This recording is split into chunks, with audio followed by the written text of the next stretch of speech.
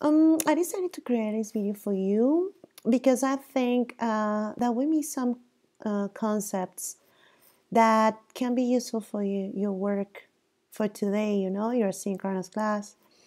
And we didn't have time to complete all the information yesterday.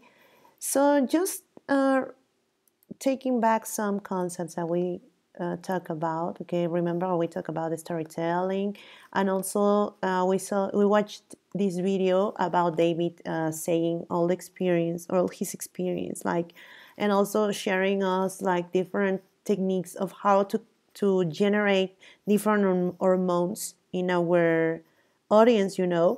Remember he talked about the oxytocin, endorphin, dopamine, etc. Right? Those are some substances that or hormones that our body produce. And also that those substances make us feel like different sensations, right? And emotions. And the point is that we must be like very assertive at the time that we create those kind or send our messages in order to create those kind of substances in our audience. So in that way we are going to be able to impact to our audience and also get our objectives, at a time that we are sending a message. Here we also talk about that it's very important to connect with other people's emotions, right? To create empathy. The more empathy that we can generate with our audience, the better for us to create an important impact. So we also talk about the message's content. Remember that we talk about that in order that we can connect with our audience, we should take in count some aspects like at the time that we are storytelling. It mentioned about the objective, the context, and the audience. The objective, because it is very important that you know what it is exactly the message that you want to transmit, what exactly you want to communicate. The content, what do you want to communicate in that message? The objective refers to the why you want to communicate that specific message. The content, what is exactly that you want to communicate. The context, it talks about the places, the time, etc., and all the elements that involves the context. And also the audience, who do you want to connect with? Okay, who's going to be your target audience? And you should have very well defined that, right? You have very very clear that. And we miss this point, this that says the most basic narrative structure has three acts: beginning, that is the setup; middle, that is the confrontation; and the end or resolution. That is one of the two structures I'm going to talk about now. Okay, the first one is this one, the three acts. That for example, when you are structuring story, you should take in count that you have to have like an introduction, like introduce the context, etc. That is referring to the beginning or the setup. The middle, the confrontation, is like quite a situation, like the climax, the best, the highest point, in the story. And at the end, the resolution. Okay, maybe in the confrontation or the middle stage, you have like the problem, like the character like talking and whatever. And at the end, the solution, that you're going to have with it. And so that is a three acts, structure. But we can also talk about another structure that is called a plot.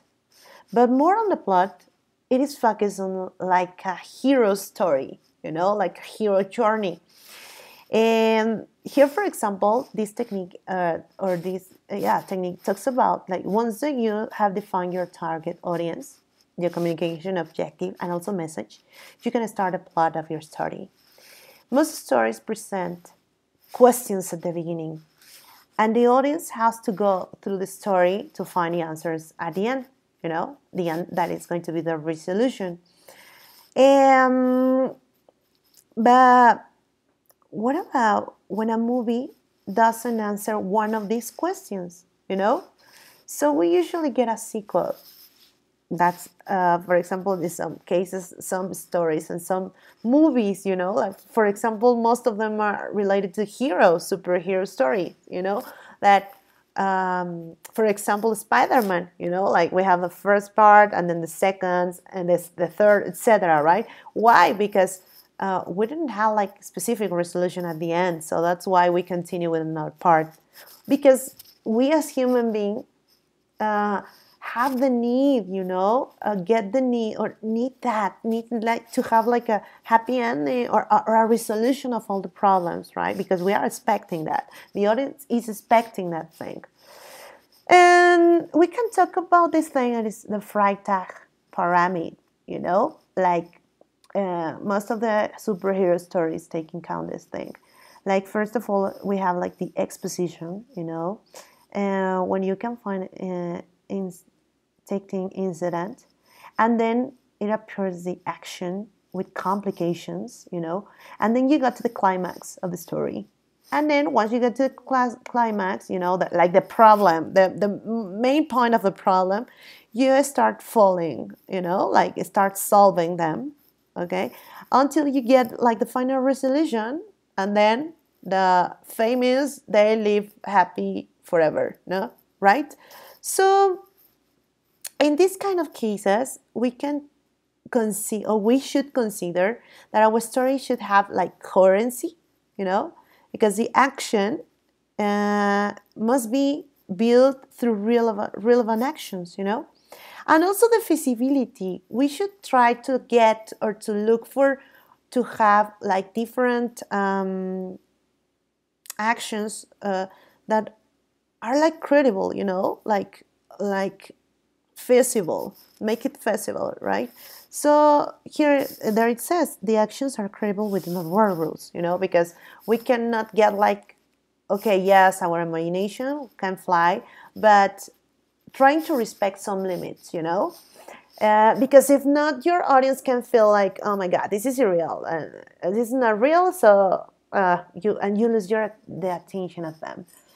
And we have also, okay, we already talked about the three-act structure, and we have also here mentioning the hero's journey, that it for sure is referring, the story of a hero, how it develops during the movie. For that, you have this tool. You can find it in Canvas. That it talks about all the stages that passes a hero. For sure, first of all, the hero must call to the adventure. And because first of all, he or she is safe.